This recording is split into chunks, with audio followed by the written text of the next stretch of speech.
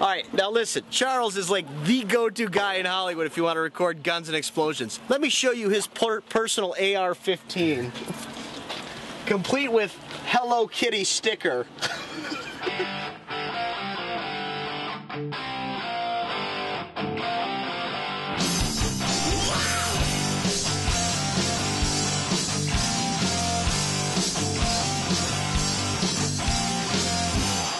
So we're here in California. We're not in an air-conditioned studio.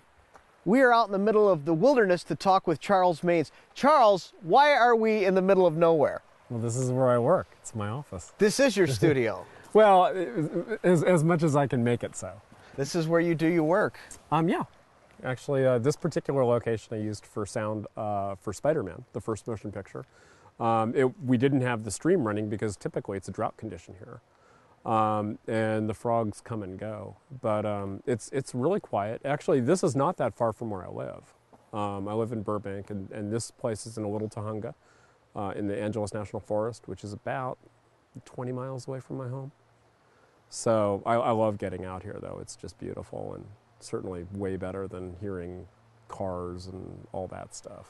You have a far nicer view than most guys working in studios when you're out and about doing your thing. You know, if you're going to not work, it's always best to choose where you're not going to, or where you can work, I guess.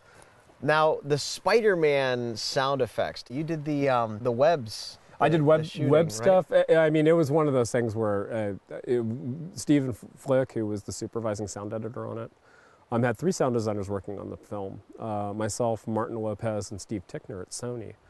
And I ended up doing a lot of the web stuff. Martin also did stuff on that. We kind of traded material as we were going along. But since we were really kind of making a whole new concept, we basically were given carte blanche to try to generate as many different interesting things as we could. You know, Sam Raimi has very specific ideas about how he wants things to sound, and sometimes it's not entirely obvious. So in Stephen's case, he wanted to bring a lot of options for Sam to be able to choose from, you know, with the full expectation that, you know, a lot of it would probably not be used, but we didn't want to be short in some texture that was going to work for Sam. And as it turns out, I mean, he's a huge music fan and just a wonderful filmmaker in that regard, where I think he has a really, really classic sense of, you know, how sound effects and music and dialogue all work together. And he's not afraid to diminish one in order to more focus his storytelling. And we had Danny Elfman doing the score of the first one as well, so we knew that it was going to be fairly busy and hectic, and not in a negative sense, but Elfman typically does a technique, well, the sound effect editors tend to identify as Mickey Mousing, where he does a musical gesture for every bit of action that you see on screen. So what was the basis for the actual web shooting? Well, on my end of it, I had a whole bunch of different things. Everything from, you know, material sounds like, you know, taking ivy and things like that and rubbing your hands over strands of them to get kind of the quality of the actual flesh of the plant, all the way to I had a cat that we had rescued, which was a feral house cat, and her spitting was a part of that sound. She was a violent cat. I mean, when we were caring for her and she had a litter of kittens, I had to wear like a leather biker jacket and like gauntlets in order to just simply put food in her box, because she would attack like a bobcat. Everything from, you know, like I said, animal sounds to, you know, plant sounds to, you know, wishing ropes and wires and things of that sort, conduits we used. At that point, I was really getting fond of using slingshots to shoot like metal objects and things for different characters that, you know, came out of like projectile sounds, but then they were also useful for that sort of velocity in getting an object from point A to point B. So there's, like I said, a wide variety of things. And then, of course, you know, most of the stuff was heavily treated with plugins and stuff in Pro Tools. You're the guy to go to for recording guns and explosions and all things chaotic and fun. It's got to be a hoot for you. You can't look at this like a job. I'm sure this has got to be more like fun outings for you. Oh, it's awesome. I mean, it's like being a little kid. You know, we get to do all the cool stuff. Going out and seeing, you know, a fuel or explosive go off, you know, where no one's getting injured and it's just a spectacle, is one of the coolest things you could ever imagine. Or, you know, having, you know, being downrange when F-18s are dropping 500-pound bombs.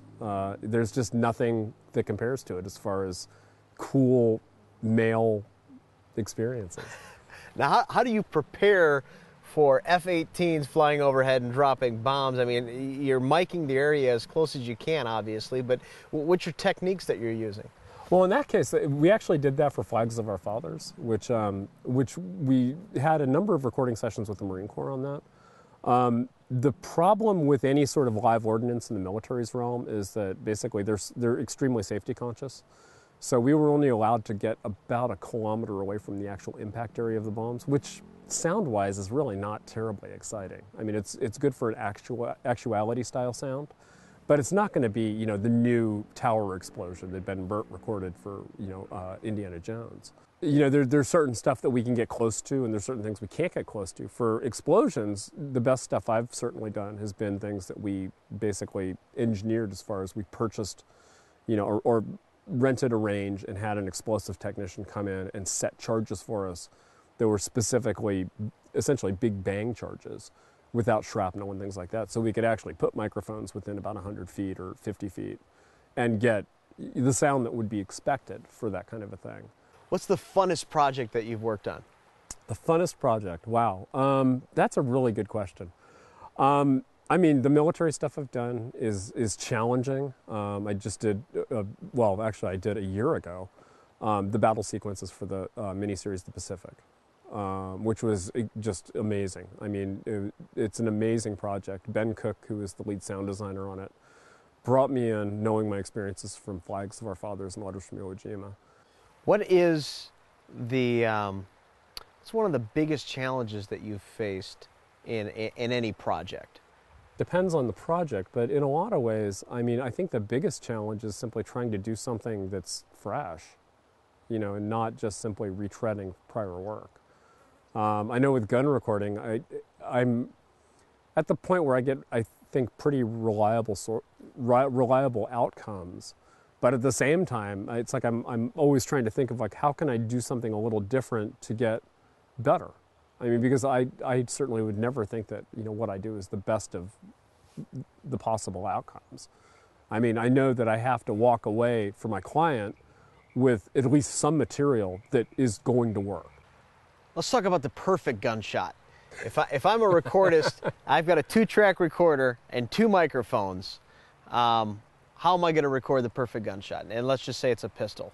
Well, you know, if you had any 2 microphones of your choice, I mean, generally my choice is I would definitely have a shotgun or short shotgun that I'll be placing really close to the weapon. Generally, I'll put it near the ejection port, behind it, facing forward. There's so many different places you can put things, though. I mean, I've had really good luck with, you know, having a microphone above the shooter's head. You know, pointing down range? Yeah, pointing down range. So essentially the close-up discharge is really loud, but then you get more of the environment as well. And in the case of, you know, certain guns or certain loads, you actually get to hear the projectile going through the air. So, like, for instance, if you had a 12-gauge shotgun with slugs, you would hear very distinctly the slug traveling down range.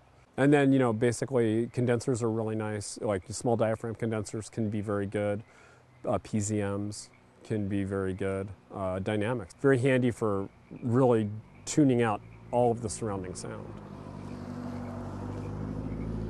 Of which we have plenty here on this mountainside today. We do, certainly. But you know what? That's kind of the nature of location sound. Is that's dealing with the background noise. You know, I just did a shoot 2 weeks ago, and we had birds, and it was one of those things where, you know, we actually were timing our gunshots to the bird chatter. And, you know, you just make sure that you do enough that you'll be able to walk away with half a dozen or so minimum that are going to be clean and usable.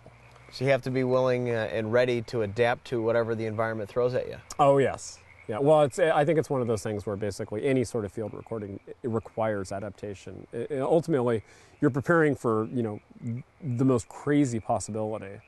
And then from that point, you have to be infinitely flexible in adaptation.